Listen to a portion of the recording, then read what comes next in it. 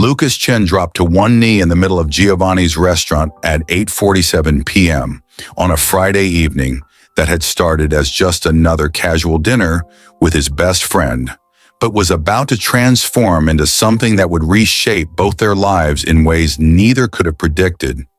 Holding a ring box he'd borrowed from his sister earlier that week for completely unrelated reasons involving a favor he'd promised to return by Sunday, while his best friend Sarah Martinez sat across from him with confusion spreading across her face like sunrise breaking over uncertain terrain, her dark eyes widening and her hand freezing halfway to her water glass as she tried to process what was happening, and her asking her to marry him in a voice loud enough to carry across the restaurant in front of 24 strangers who immediately stopped their own conversations and started recording on their phones and applauding before Sarah could even respond, or Lucas could explain that this wasn't what it looked like, creating the kind of viral-ready moment that would be all over social media within minutes. If he didn't clarify quickly, he thought this was just a favor to help his other friend Brett escape an impossibly awkward situation unfolding at the next table, where Brett's girlfriend of 3 years was demanding in increasingly loud tones to know why they weren't engaged yet, why Brett hadn't proposed after 36 months of dating, and what exactly he was waiting for, and how much longer she was supposed to invest in a relationship that apparently wasn't going anywhere according to her biological clock and her friends who were all getting married. Lucas thought he was creating a distraction that would shift attention away from Brett's relationship drama playing out in real time just 10 feet away. Thought he was being a good friend by improvising this theatrical gesture that would give Brett's girlfriend something else to focus on, besides Brett's obvious discomfort and stammering non-answers about timing and being sure and wanting things to be perfect. Thought he was executing a brilliant, if spontaneous plan that would diffuse the tension at Brett's table, while giving everyone in the restaurant something more interesting to watch than their pasta. When he thought Sarah would immediately understand what he was doing, because they'd been best friends for 12 years and could practically read each other's minds after over a decade of late-night conversations and shared jokes and finishing each other's sentences, thought she would laugh at the absurdity of Lucas Chen proposing to her when they'd never been anything more than friends who occasionally got mistaken for a couple by strangers who assumed that a man and woman who were that comfortable together must be dating. Thought they'd explain it was a joke afterward and laugh about how they'd fooled an entire restaurant into thinking they were witnessing a genuine proposal. But it wasn't just a favor that would end in laughter and explanations, and Brett buying Lucas drinks to thank him for the creative intervention. It wasn't a joke that would become another story they'd tell at parties about that time. Lucas fake proposed to Sarah, and everyone believed it. Wasn't a moment that would pass without consequence or complication or fundamental shift in the foundation of what they'd built together over 12 years. It wasn't a joke that Sarah was in on, wasn't something she'd been expecting or could have prepared for, wasn't a shared bit of theater where both participants understood their roles and motivations. It wasn't going to stay pretend in ways Lucas couldn't have anticipated when he dropped to one knee with that borrowed ring and that improvised speech. Because when Sarah looked at him with tears forming in her eyes faster than made sense for someone who understood this was fake, her tears that caught the candlelight and made her brown eyes look impossibly deep and vulnerable in ways Lucas had never seen, despite 12 years of friendship through breakups and failures and late-night crying sessions about everything else in their lives. When she leaned forward slightly so the applauding strangers with their recording phones couldn't hear what she was about to say, when she whispered words that only Lucas could hear over the noise of the restaurant celebration happening around them. "I've been waiting," those 3 words delivered in a voice that shook with emotion that was unmistakably real and raw, and completely at odds with the fake nature of his proposal.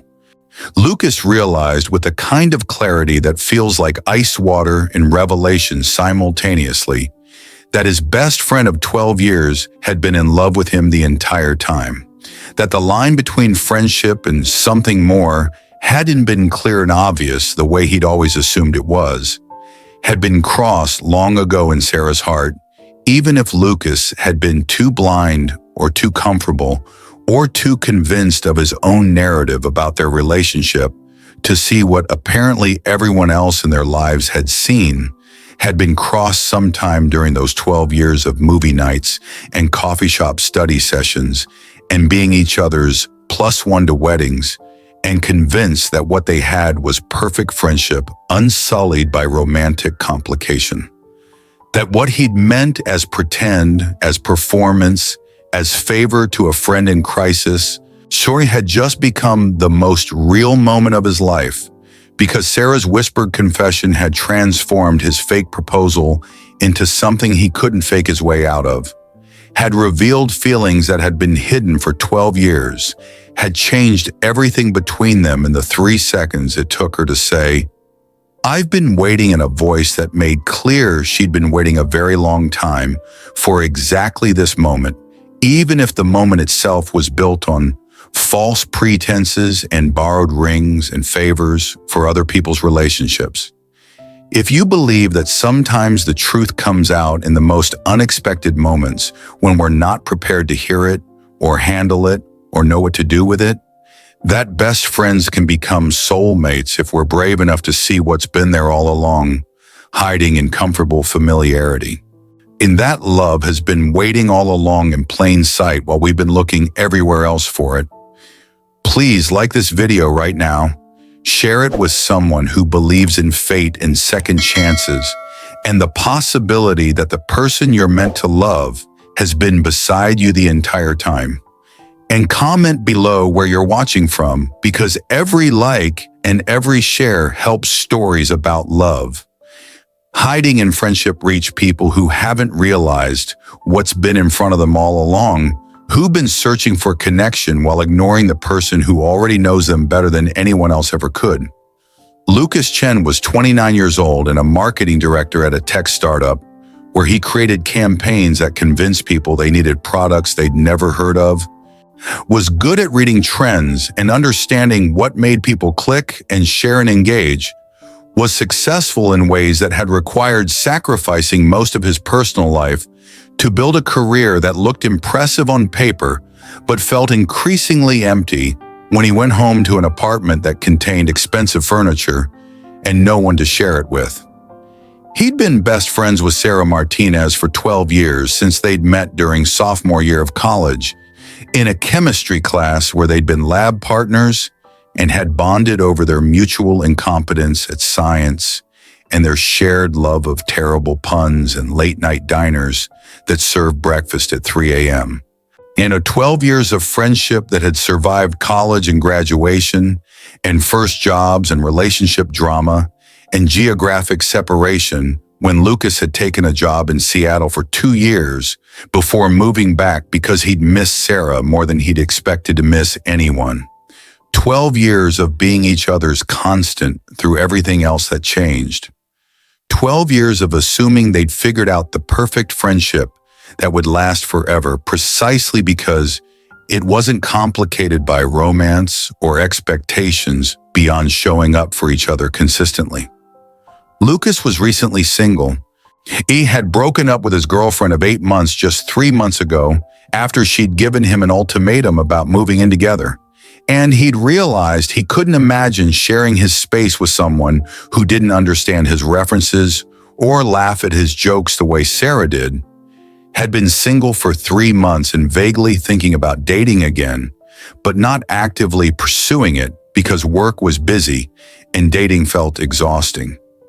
He'd never thought of Sarah that way, had categorized her firmly in the friend zone since approximately week 2 of knowing her when she'd laughed so hard at one of his jokes that coffee had come out her nose, and he'd decided she was too perfect as a friend to risk ruining it with romantic complications. Irina had dated other women throughout their 12-year friendship, and had introduced several of them to Sarah and had valued Sarah's opinion about whether these women were good enough for him, had never noticed if Sarah seemed less enthusiastic about some of his girlfriends than others, or if her dating life seemed curiously abbreviated compared to his. He was at Giovanni's restaurant for their regular Friday dinner that had been a tradition for 5 years, the standing plan they kept unless one of them had an actual date or work emergency. The comfortable routine that meant neither of them had to spend Friday night alone, wondering what happened to their social lives. His friend Brett was at a nearby table with his girlfriend, close enough that Lucas could hear the increasingly uncomfortable conversation happening. He could see Brett's panicked expressions as his girlfriend demanded to know why they weren't engaged yet after 3 years of dating. Brett's girlfriend was getting louder, attracting attention from other tables, asking questions that Brett clearly didn't have good answers for, creating the kind of scene that made everyone nearby uncomfortable.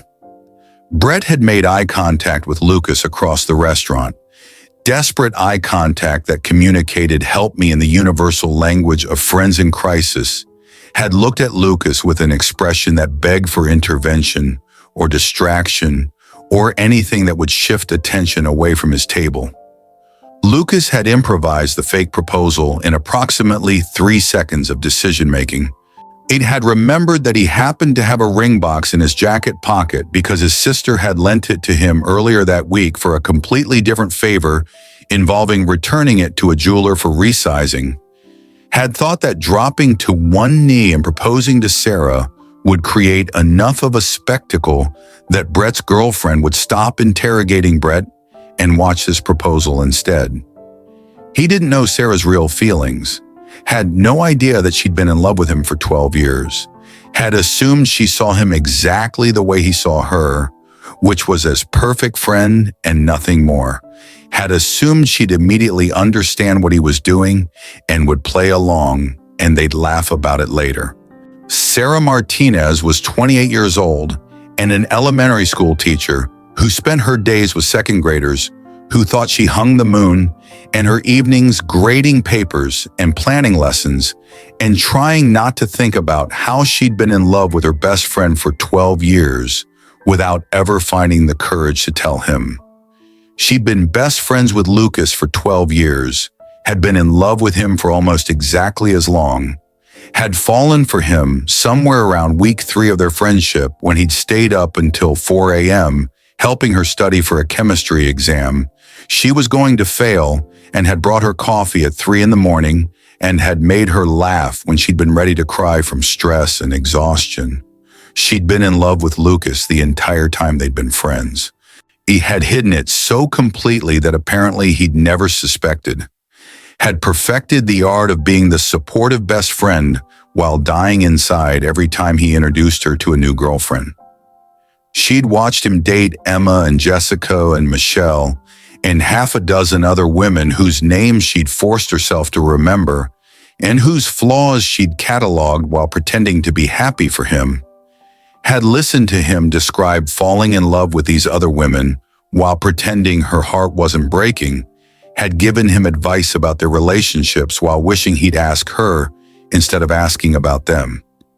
She'd never confessed because she'd feared losing the friendship more than she'd wanted the romance, had decided that having Lucas as her best friend was better than not having him at all. Shepard had convinced herself she could live with loving him silently as long as he stayed in her life, even if he stayed in the wrong category. She was at dinner with Lucas like always, their standing Friday tradition that was both the highlight of her week and a weekly reminder of what she couldn't have, was sitting across from him at their usual table, talking about work and weekend plans and everything except the truth about how she felt. She saw him get on one knee with a ring box, and her heart had stopped, had thought for one impossible second that this was real, that Lucas was actually proposing, that somehow he'd figured out how she felt and was reciprocating in the most dramatic way possible. Then reality had reasserted itself, and she'd realized this was probably a joke or a favor, or something that made sense to Lucas, but that she wasn't understanding yet because she was too busy trying not to cry from the cruelty of having her deepest wish presented as performance. But she couldn't hide her truth anymore. Couldn't pretend this was funny when it hurt too much. Couldn't laugh along with a fake proposal when real proposals were all she'd wanted for 12 years. Couldn't keep the words inside that had been building pressure for over a decade. So she'd whispered, "I've been waiting," and watched Lucas's expression transform from playful to shocked to something she couldn't read, had revealed in 3 words everything she'd hidden for 12 years. Had changed their friendship irrevocably because there was no taking those words back. Out of no pretending she'd meant something else. No returning to the comfortable friendship they'd had before she'd confessed feelings that had been secret for so long they'd become part of her identity. Have you ever hidden love so long that when truth finally came out, it felt like earthquake destroying everything you'd carefully built? Tell us in the comments where you're watching from. At 8:47 p.m. exactly, the moment when Lucas's improvised plan to help Brett evolved from abstract idea to concrete action, Brett's girlfriend had gotten noticeably louder at their nearby table, her voice carrying across the restaurant with the kind of volume that came from frustration that had been building for months or possibly years, undemanding in tones that made other diners look up from their meals to know why Brett wouldn't propose after 3 years together. What exactly he was waiting for, whether he was ever going to be ready, or if she was wasting her time with someone who would never commit. Brett was making desperate eye contact with Lucas across the dining room, the kind of panicked visual communication that passed between friends who'd known each other since college, silent begging for intervention or rescue, or anything that would shift attention away from the relationship interrogation happening at his table. Lucas happened to have a ring box in his jacket pocket through sheer coincidence, had borrowed it from his sister 2 days ago for a completely different favor, involving returning it to a jeweler for resizing on her engagement ring. He had forgotten it was even there until this moment when Brett's desperation and the ring box's presence combined into what seemed like brilliant improvisation.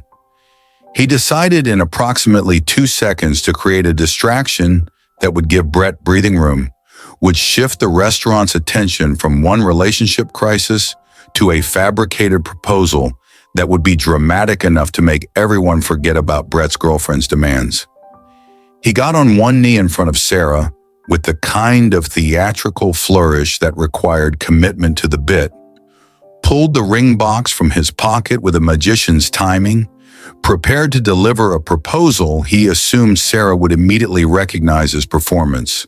Sarah's initial reaction unfolded in layers of emotion that passed across her face faster than conscious thought could process them, each feeling appearing and transforming into the next in the space between heartbeats. She saw Lucas kneeling in front of her with the posture she'd seen in movies and imagined in daydreams for 12 years. Saw the ring box in his hand gleaming under the restaurant's warm lighting, felt her heart stop in the way hearts stop when impossible things appear to be happening, experienced a moment of pure hope before reality and logic reasserted themselves.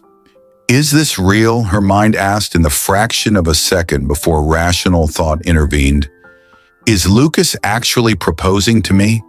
Has he somehow discovered my feelings and decided to reciprocate in the most public way imaginable? Is this the moment I've been waiting for since I was 19 years old and staying up late, studying chemistry with a boy who made me laugh when I wanted to cry? Wait, why would this be real? Her rational mind countered immediately. Why would Lucas suddenly propose when they're just friends, when he's never shown romantic interest, when he broke up with his last girlfriend 3 months ago and hasn't mentioned wanting to date Sarah? When nothing in their 12-year friendship suggests this makes sense. Confusion and hope and fear collided in her chest in that single second of processing. Confusion about what was happening, hope that maybe impossibly this was real. fear that it wasn't real, and her reaction to fake proposal would reveal feelings she'd hidden successfully for over a decade. Lucas said Sarah Martinez in the voice he used when he was being dramatic, the voice that usually preceded a joke or a story. You asked, "Will you marry me?" with theatrical projection that carried to every table in the restaurant, delivered the proposal with enough volume and flourish that it couldn't be mistaken for anything other than a public declaration. The restaurant went silent in that instant way that crowds do when something dramatic interrupts normal conversation, every diner stopping mid-bite or mid-sentence to watch this proposal unfolding. The kind of collective attention that made the moment feel both more real and more performative simultaneously. Then the silence erupted into applause from strangers who loved witnessing proposals, who immediately started recording on their phones to capture what they assumed was a genuine romantic moment, who smiled and clapped for two people they'd never met but whose happiness they wanted to celebrate. Brett's girlfriend had completely forgotten about interrogating Brett, had turned in her chair to watch this proposal happening 2 tables away, was watching with a kind of focused attention that came from being distracted by someone else's relationship drama from your own. Mission accomplished from Lucas's perspective. The distraction had worked perfectly.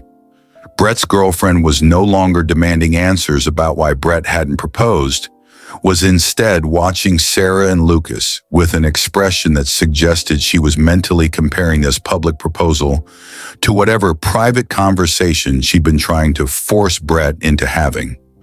Sarah's mind was processing the situation with a systematic assessment that came from trying to make sense of sensory input that contradicted expectations and desires. He was on one knee in the classic proposal position that she'd seen in countless movies and imagined in private moments when she'd let herself fantasize about what it would be like if Lucas loved her back. He had a ring box that looked real and expensive and exactly like what an engagement ring would come in, was holding it at the perfect angle for her to see, but not yet opening it to reveal whatever was inside. He was asking her to marry him in front of witnesses and cameras and strangers who were applauding like this was a beautiful moment they were privileged to witness. But why now, her logical mind demanded? Why would Lucas propose when they're just friends? When he's given no indication that his feelings have changed, when their relationship has been platonic for 12 years, without any suggestion that Lucas wanted more. Now they're just friends, she reminded herself. Best friends who love each other, but not in that way, not in the way that leads to proposals and marriages and building lives together beyond the friendship they already have. He's never shown romantic interest, never flirted or suggested their relationship could be anything other than what it is. Never looked at her the way he'd looked at Emma or Jessica or any of the other women he'd actually dated. This must be a joke, Sarah concluded. Must be some bit Lucas is doing for reasons she doesn't understand yet. Must be performance rather than genuine proposal. Or it's a favor for someone, she realized as the pieces clicked together, noticing Brett's girlfriend watching and remembering the loud conversation she'd been overhearing from that table. In understanding that Lucas was creating distraction to help Brett escape relationship pressure. She should laugh and play along, should recognize the joke and participate in whatever Lucas is doing, should be the good friend who supports his improvised schemes without making them awkward with inappropriate emotional reactions. But she couldn't laugh, couldn't play along, couldn't pretend this was funny when it hurt too much to have the thing she wanted most presented as performance art. Because she'd loved him for 12 years, had been in love with Lucas Chen since she was 19 years old, and he'd brought her coffee at 3 a.m. and made chemistry jokes that weren't funny, but made her laugh anyway, because they came from someone who cared enough to stay up all night helping her study. This hurt too much to pretend about. and he hurt in ways that made her chest tight and her eyes burn and her throat close with emotion she'd been suppressing for over a decade. Even if it's pretend, even if Lucas means this as joke or favor or distraction, she can't pretend, can't laugh along with fake proposal when real proposals are all she's wanted. Can't participate in performance about marriage when marriage to Lucas is the future she's imagined countless times while knowing it would never happen. She can't pretend not about this, not about the one thing she's wanted for 12 years, not about proposals and marriage and Lucas choosing her when he's never chosen her before, not when pretending would require lying about feelings that have defined her adult life. Sarah leaned forward close enough that Lucas could hear her over the applause that was still echoing through the restaurant, close enough that the strangers recording on their phones wouldn't catch her words, close enough that this moment became private despite being public. "I've been waiting," she whispered, her voice breaking on the last word in ways that revealed exactly how long she'd been waiting, tears forming in her eyes faster than she could control them. Real emotion flooding through carefully constructed walls that had kept her feelings hidden for 12 years. Lucas froze completely, his theatrical smile vanishing, his body going rigid with shock, his eyes widening as he processed words he clearly hadn't expected, as he tried to understand what Sarah had just said and what it meant and how it changed everything about the moment he thought he was creating. At 8:48 p.m., 1 minute after Lucas had dropped to one knee and 30 seconds after Sarah had whispered her truth, Lucas was still frozen in position, trying to process what Sarah had just said. What did she say? His mind replayed the words, trying to make sense of them. "I've been waiting. Waiting for what exactly? Waiting for his fake proposal? But that doesn't make any sense unless she knew it was coming, which she clearly didn't based on her expression. Waiting for what?" his mind demanded, unless she means waiting for a real proposal, waiting for Lucas to propose, which would only make sense if she wanted to marry him, which would only make sense if she had feelings for him, which couldn't be possible because they're best friends and she's never indicated anything beyond friendship. Unless the terrible possibility occurred to him, unless Sarah has feelings he's never noticed, unless she thinks this proposal is real, or worse and more complicated, unless she wishes it was real despite knowing it's fake, unless his best friend of 12 years has been harboring romantic feelings he's been completely oblivious to while dating other women and treating her like the sister he never had. Oh no, Lucas thought as the implications started cascading through his mind. Oh God, what have I done? What kind of emotional landmine have I just triggered by fake proposing to someone who apparently has real feelings? The restaurant was still watching and waiting to see what Sarah would say, strangers holding their phones steady to record her answer. Other diners paused in their meals to witness this moment of presumed joy and commitment.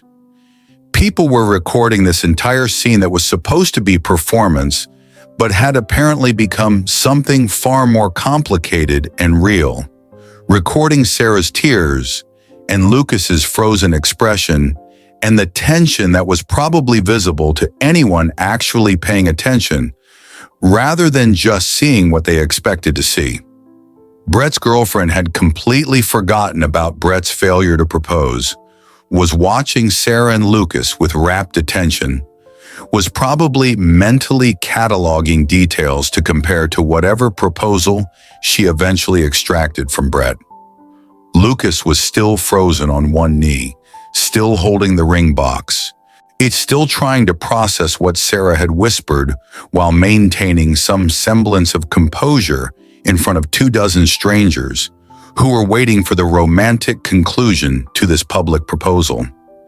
Sarah was crying in ways that made Lucas realize this wasn't tears of joy, but something more complicated, something painful, something that suggested he just hurt his best friend in ways he'd never intended, by turning her deepest wish into public performance. Lucas stood up abruptly, making a decision that this couldn't continue here in front of cameras and strangers, and Brett's girlfriend, who was still watching, grabbed Sarah's hand with urgency that probably looked romantic to observers, but felt desperate to him. Said, "Excuse us to the restaurant at large," in a voice that suggested they needed privacy. Pulled Sarah toward the exit while the crowd applauded what they assumed was emotional overwhelm, requiring a private moment before returning to accept the proposal. He guided her to the restaurant's patio, to the outdoor seating area that was empty because it was February and too cold for most people to eat outside, away from the cameras and the witnesses and the performance that had stopped being performance the moment Sarah had whispered words Lucas was still trying to understand.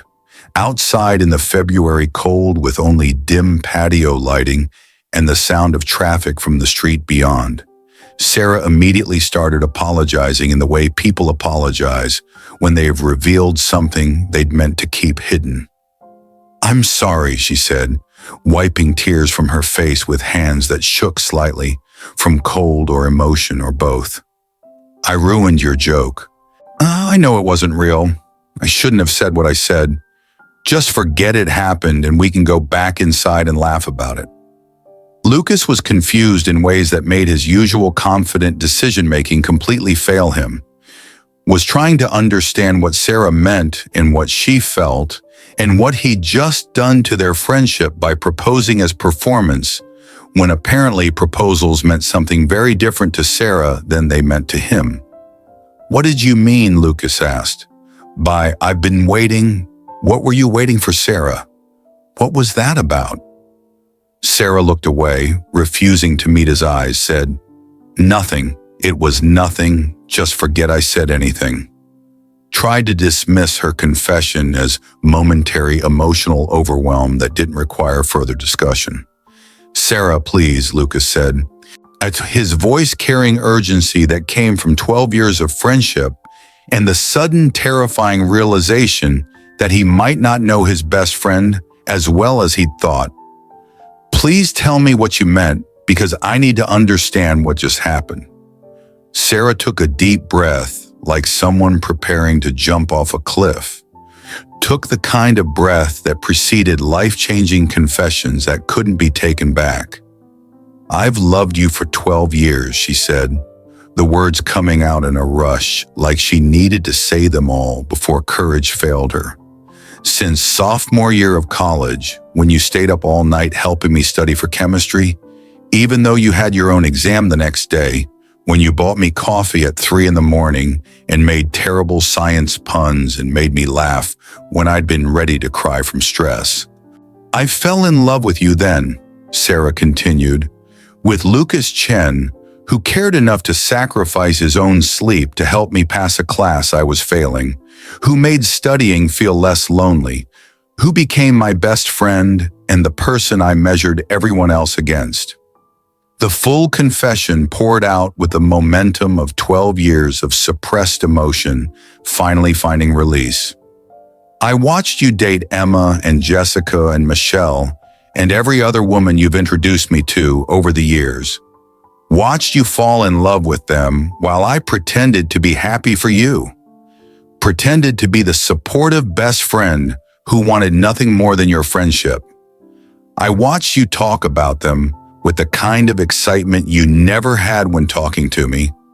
Watched you plan futures with them that didn't include me, except as the friend you'd see occasionally. I'd watched you build relationships while I pretended mine mattered, when really I was just going through motions trying to hide how I felt about you.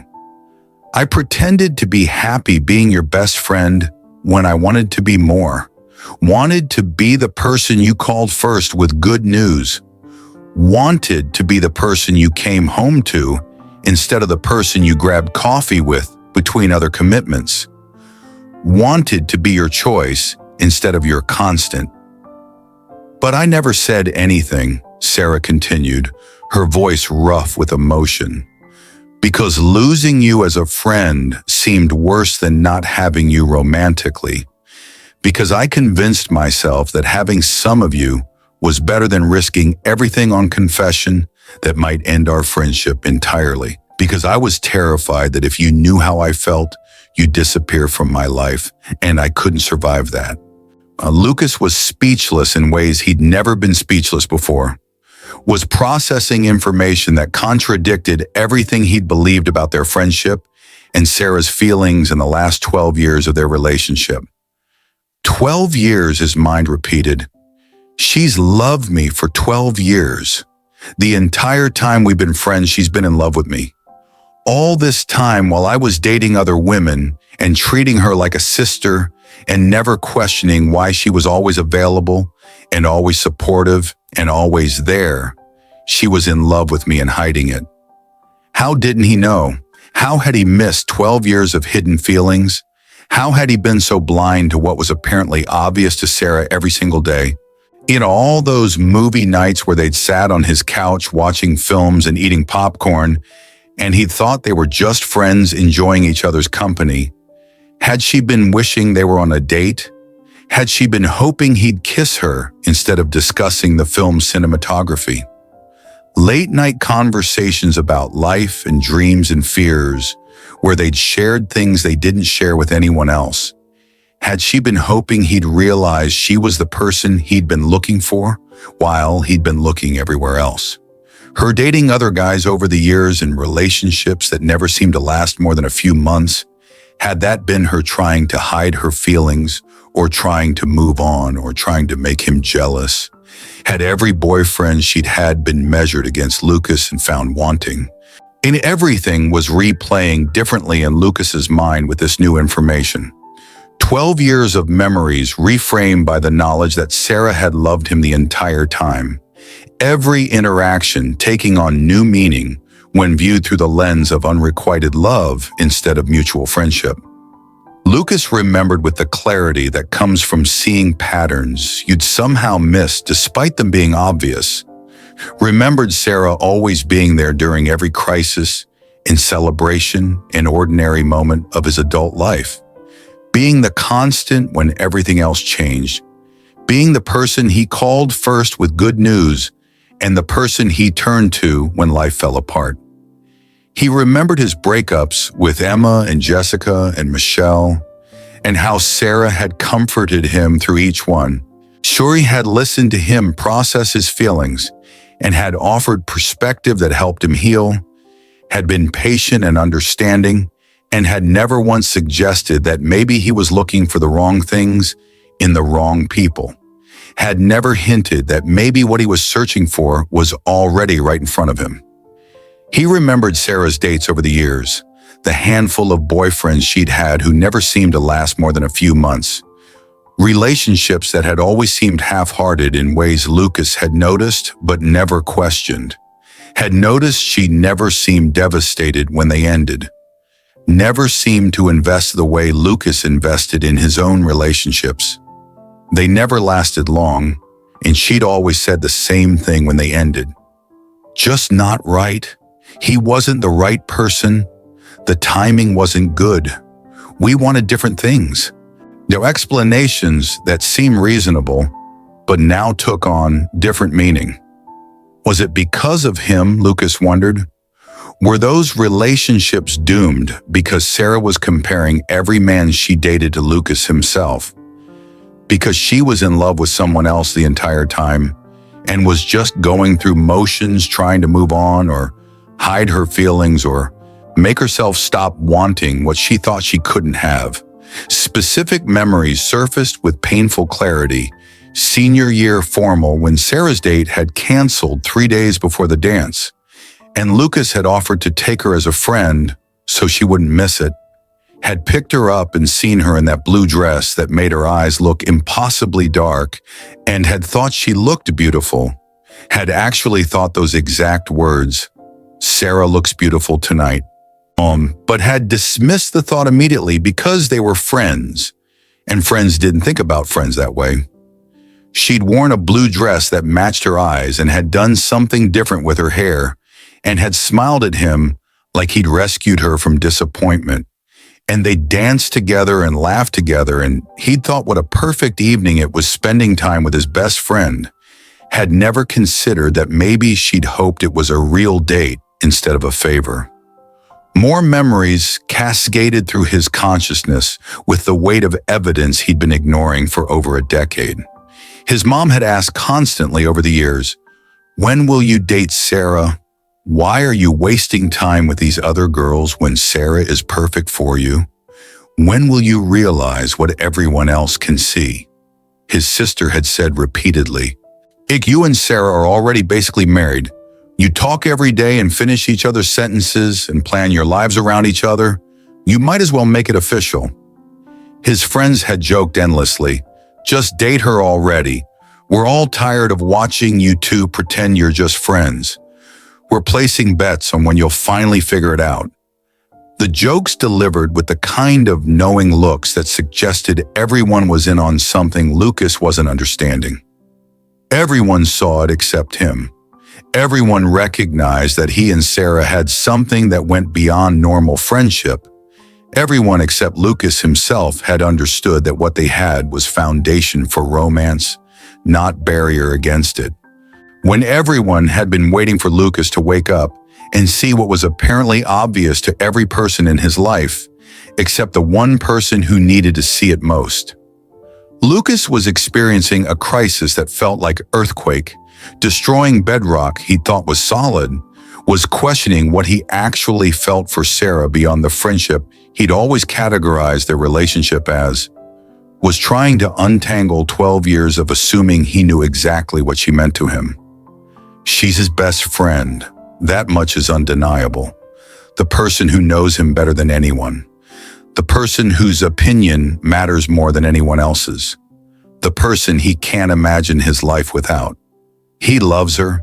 He knows that with certainty, but loves her as a friend or as something more. Does he love her the way he loved his ex-girlfriends, or in some different way that he's never properly examined because he'd labeled it friendship and stopped analyzing further? Or is it more than friendship and always has been, but he's been too comfortable or too scared or too convinced of his own narrative to recognize it? Has he been in love with Sarah this whole time without knowing it, because love looked like friendship when it grew gradually, instead of arriving as sudden passion? How didn't he see this? How did he miss 12 years of her loving him? How was he so blind to feelings that apparently everyone else recognized? How did he convince himself their relationship was just friendship when apparently it was something much more complex, at least on her side? She loved him for 12 years, was in love with him for the entire duration of their adult friendship, and he never knew, never suspected, never questioned why she was always available or always supportive or always choosing him. What does he want? Lucas asked himself. What does he actually want now that he knows the truth? Now that friendship has been revealed as inadequate description for what they have. Now that staying friends means Sarah continuing to love him while he dates other people and continuing to pretend she's fine with just friendship when she wants everything. Sarah was backing away both physically and emotionally, was creating distance on the patio while building walls around vulnerability she just exposed, was already trying to take back confession that couldn't be taken back. "I should go," she said, in her voice steadier now that the initial emotion had been released. "This was a mistake. I shouldn't have told you. We can just forget this happened and go back to being friends like we've always been." She didn't believe that even as she said it, knew that friendship was fundamentally changed by confession that had been made, knew that you couldn't unknow that your best friend had been in love with you for 12 years, knew that going back to normal was impossible when normal had been built on her hiding truth that was now exposed. The friendship had changed the moment she'd whispered, "I've been waiting," had transformed from something comfortable and safe into something complicated and fragile and uncertain. Had become relationship that required decisions instead of relationship that simply existed through default and habit and 12 years of accumulated history. Lucas grabbed her hand before she could leave, grabbed it with urgency that came from panic at the thought of her walking away, from sudden terror that this conversation might be the end of their friendship if he didn't say the right thing, even though he had no idea what the right thing was. "Wait," he said. "Don't go. Not like this. Not when we need to talk about what you just told me. Not when everything between us just changed and we need to figure out what that means." Sarah pulled her hand back gently but firmly, asked with pain in her voice, "About what, Lucas? About whether you want me the way I want you, about whether you can suddenly develop feelings you've never had, and about whether you're willing to risk our friendship on trying to be something more." "I can't wait while you decide," Sarah continued, her voice breaking again. "Can't sit around wondering if you'll ever see me the way I see you. Can't keep being your best friend while hoping you'll wake up one day and realize you love me too. Can't keep putting my life on hold for someone who might never choose me the way I've already chosen him." The painful truth poured out, with 12 years of accumulated frustration and longing and resignation behind it. "I've waited 12 years, Sarah said. 12 years of watching you love other people. 12 years of pretending I didn't care when you talked about your girlfriends. Now 12 years of being supportive when what I wanted was to tell you to stop looking for love in all the wrong places because I was right here loving you the entire time. I've pretended I didn't care about you dating Emma and Jessica and Michelle and everyone else. Pretended I was happy being your friend when I wanted to be your everything. Pretended that my heart didn't break every time you introduced me to a new girlfriend and asked my opinion about whether she was good enough for you. I can't keep pretending that being your friend is enough when it's never been enough," Sarah continued. "Can't keep pretending I'm fine with the current arrangement when I've never been fine with it.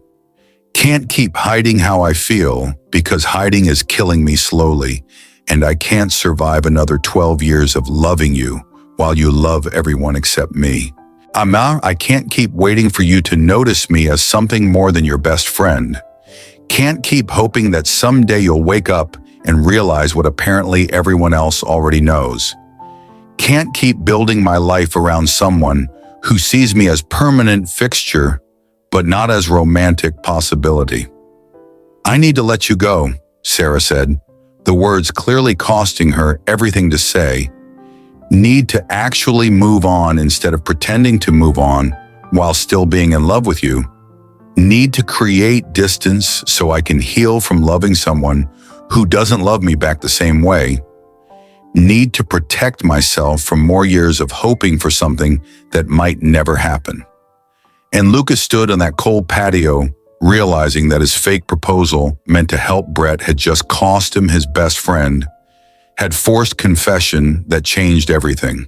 Ali had created crisis that required him to figure out what he actually felt before Sarah walked away, and he lost her entirely in ways that went far beyond losing a romance he'd never pursued, would lose the friendship that had been foundation of his adult life, would lose the person who mattered most, even if he'd been too blind to understand how or why she mattered. 1 week after Sarah had confessed 12 years of hidden love on a cold restaurant patio and had told Lucas she needed to let him go to protect herself from more years of unrequited feelings. After 7 days of Sarah not answering his texts or calls or appearing at their usual coffee shop on Wednesday morning or responding to his attempts to bridge the distance she'd created, Lucas couldn't stop thinking about what she'd said and what it meant and what he'd lost by being too blind to see what everyone else had apparently recognized for years. He replayed every moment of their 12-year friendship with new understanding, saw interactions differently when viewed through the lens of Sarah loving him the entire time, reframed memories that had seemed like simple friendship into evidence of love he'd been too oblivious to recognize. 12 years of friendship took on completely different meaning when he understood that Sarah had been in love with him through all of it, that every movie night and coffee date and late conversation had meant something more to her than it had meant to him. That she'd been carrying feelings she couldn't express while he'd been treating her like the sister he'd never had. He saw it differently now, saw her always being there not as lucky coincidence of compatible friendship, but as choice she'd made repeatedly to stay in his life, even when staying meant watching him love other people. Saw her constant presence not as easy friendship, but as commitment that required her to hide her heart every single day for over a decade. She'd been as constant through every relationship and breakup and job change and life crisis, had been the person he relied on without questioning why she was always available, had been the foundation his adult life was built on without him properly valuing what that foundation cost her to maintain. What if he'd known earlier, Lucas wondered? What if someone had told him 5 years ago or 8 years ago that Sarah was in love with him? Would he have seen it then, or would he have been just as blind? Would he have been ready to love her back, or would he have destroyed their friendship by not being able to reciprocate? Lucas realized during that week of Sarah's absence that he loved her, not as a friend in the way he'd always categorized their relationship, but as everything, as the person he wanted to wake up next to and build a life with and choose every single day for the rest of his life. He loved her as everything she'd always deserved to be loved as. Loved her in ways that went so far beyond friendship that he couldn't believe he'd ever thought friendship was adequate description for what he felt. He'd always loved her. He understood now, had loved her the entire 12 years, but hadn't recognized it as romantic love because it had looked like friendship. Because it had started as friendship and grown so gradually that he'd never noticed the transition from platonic to romantic, had never recognized that what he felt for Sarah was deeper and more essential than anything he'd felt for the women he'd actually dated. Love had looked like friendship because it started there, had grown from late-night study sessions and shared jokes and comfortable silences into something that transcended friendship without Lucas noticing the evolution, had been disguised as friendship because friendship was safer and easier and didn't require vulnerability or risk or the possibility of loss.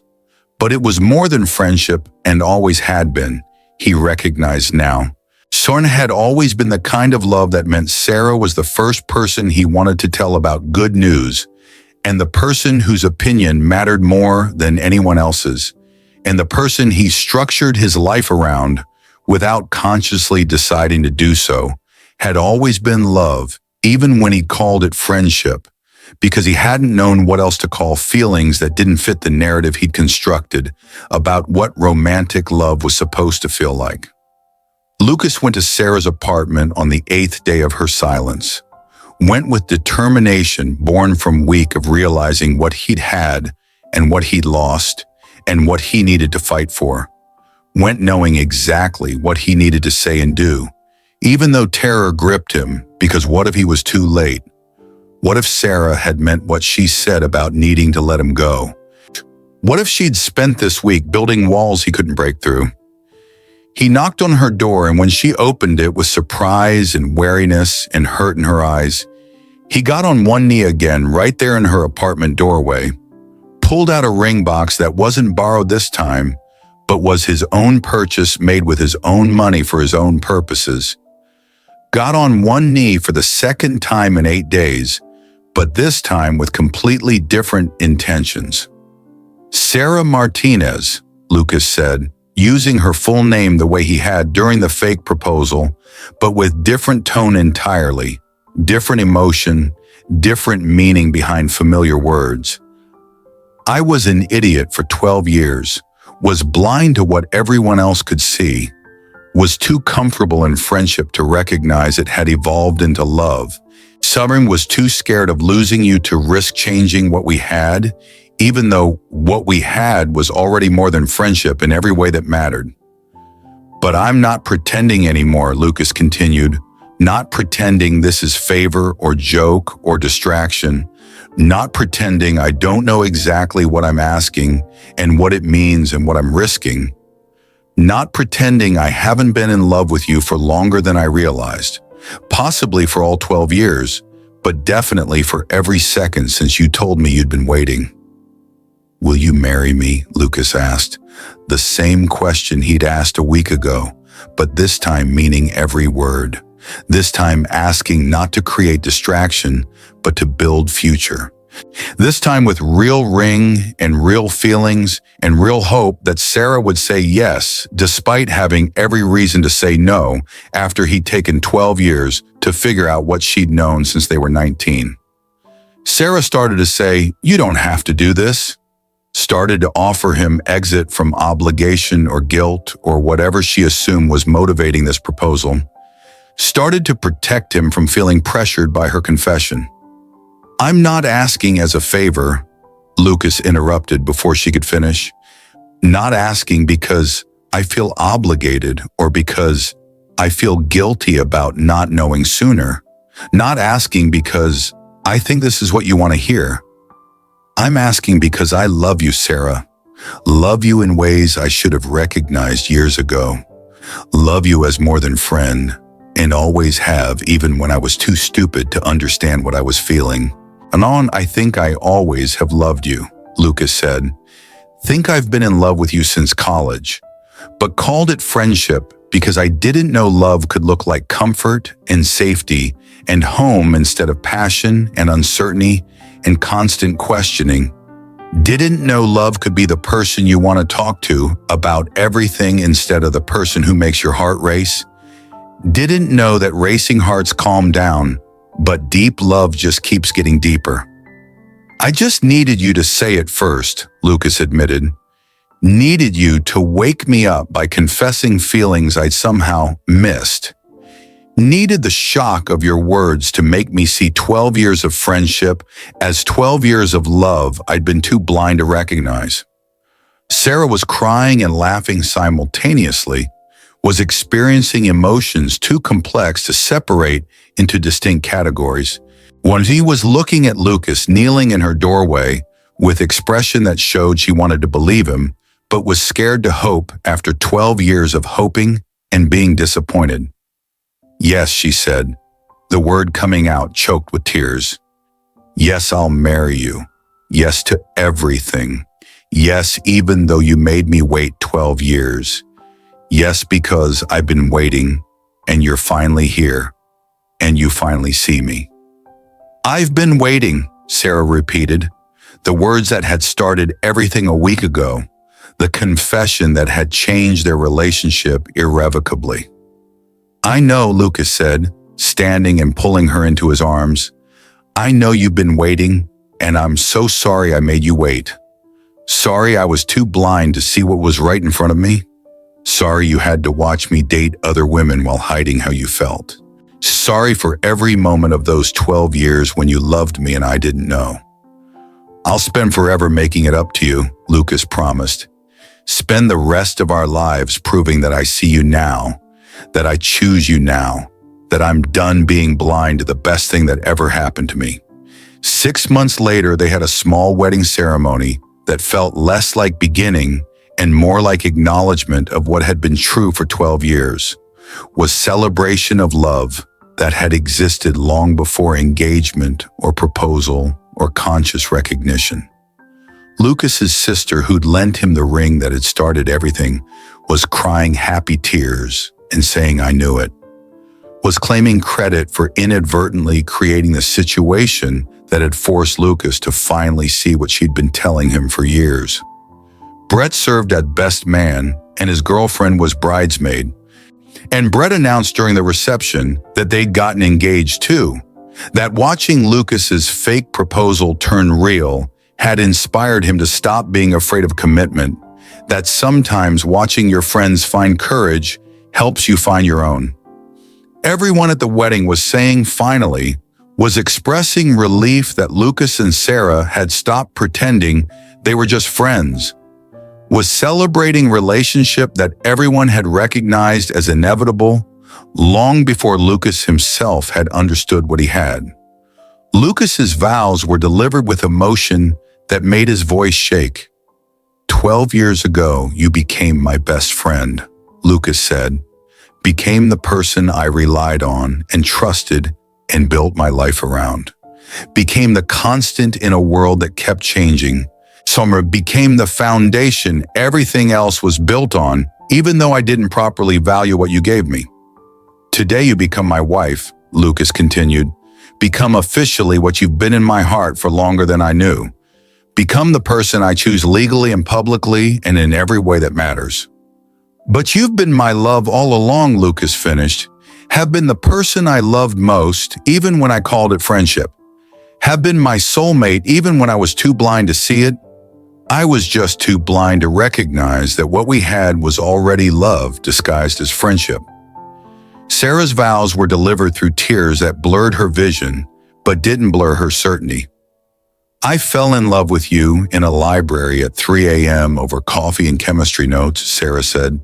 I fell in love with Lucas Chen, who stayed up all night helping me study and made bad jokes and made me feel less alone. Fell in love with kindness and patience and someone who chose to help even when helping meant sacrificing his own sleep. I waited 12 years for you to see what I felt, Sarah continued. Waited through Emma and Jessica and Michelle and everyone else you dated.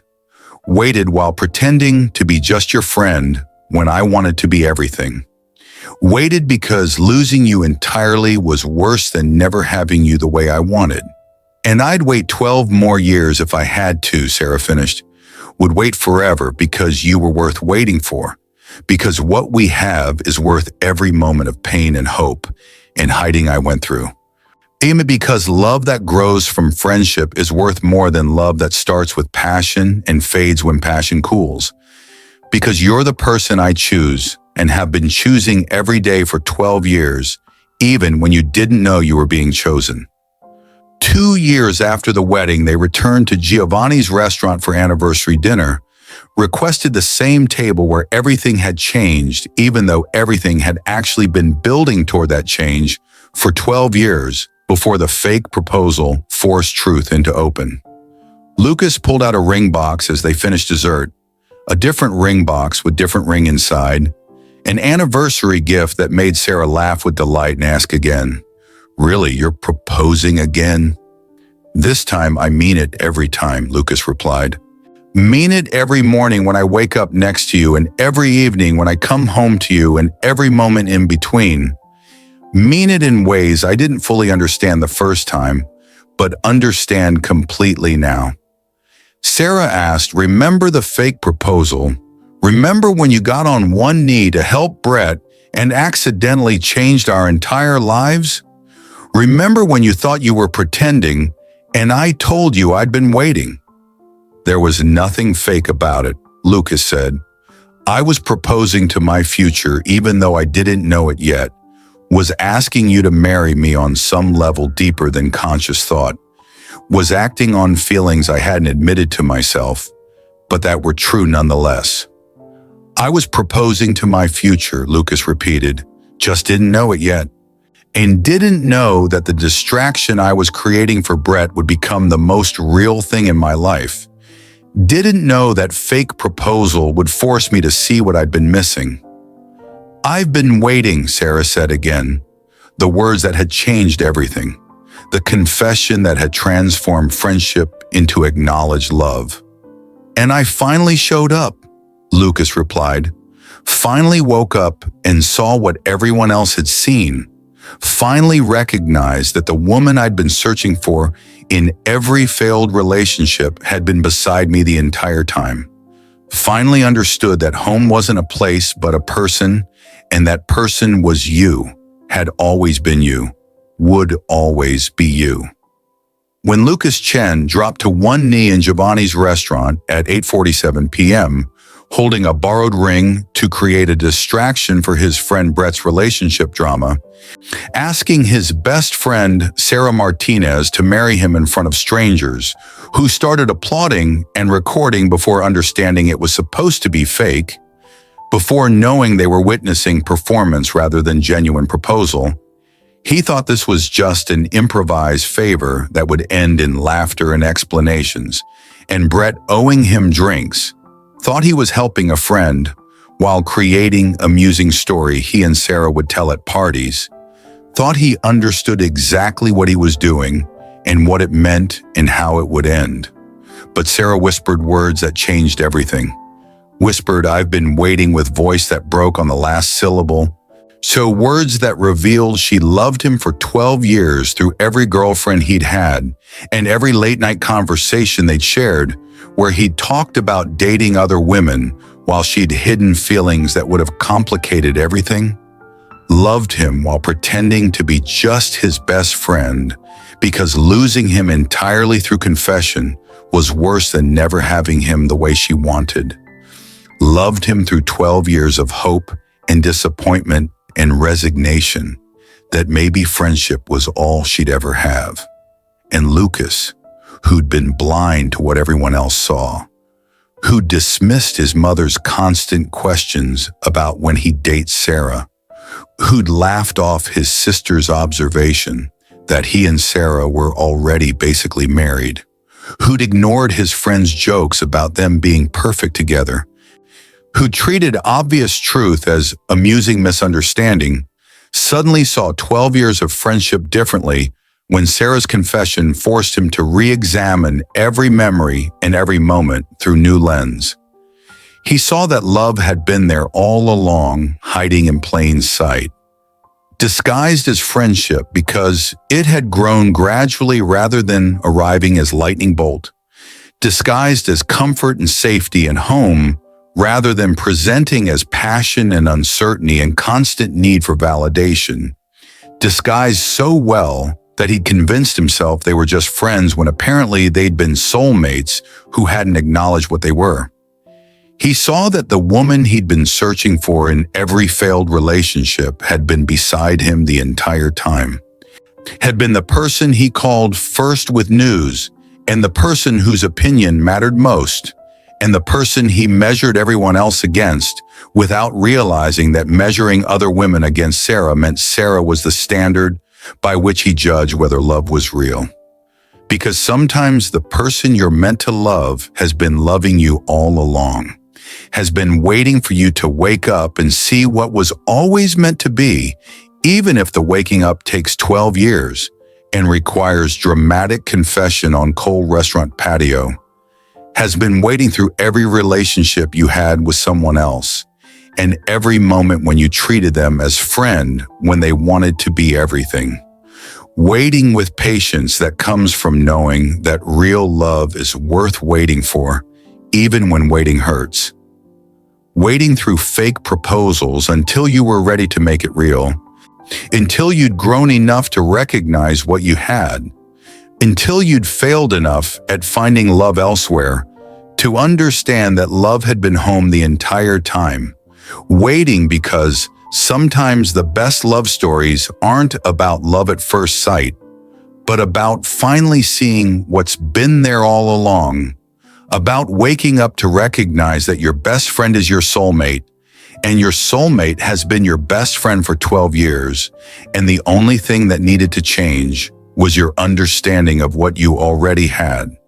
If this story reminded you that sometimes we're blind to what matters most because it's too close to see clearly, that best friends can be soulmates waiting for us to wake up, that real love doesn't always announce itself with fireworks, but sometimes grows so gradually in the soil of friendship that we don't recognize it as love until someone forces us to see it, then you know why stories like this need to reach people who are searching for love while ignoring the person who already knows them better than anyone, who are treating their best friend as permanent friend zone resident when maybe that person is actually the love of their life waiting for recognition, who need permission to reimagine friendship as foundation for romance rather than barrier against it, who need to know that sometimes the person you're meant to love has been waiting all along, and the only thing stopping you is your own blindness to what everyone else already sees.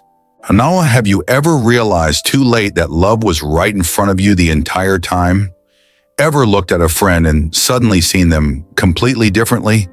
Ever had someone confess feelings that reframed years of friendship as years of hidden love?